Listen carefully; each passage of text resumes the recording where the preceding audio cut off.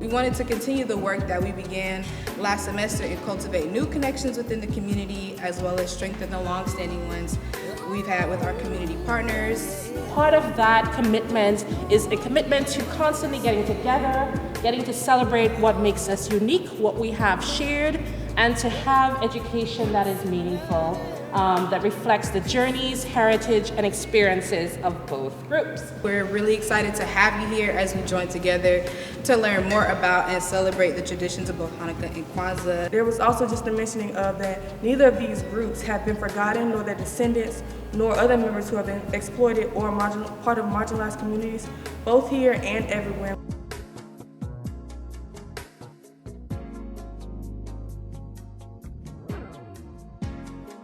Hanukkah is a good time to be amongst family, and so a lot of these foods that we would eat would be some of these fried foods sharing together and some of the symbolism and just celebrating together. For each night a candle is lit and the candles are red, black, and green, which is the Black liberation colors developed by Marcus Garvey. I believe that educating children and adults on these principles, unity, collective work and responsibility,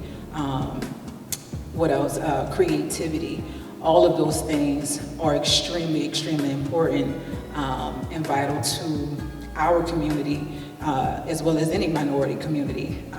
It's essential to work together, not just in the Jewish community, but outside of the Jewish community with each other, because I feel like we are stronger together when we work together. How can we not just think about ourselves at a holiday or any point in time, but how can we give to other people?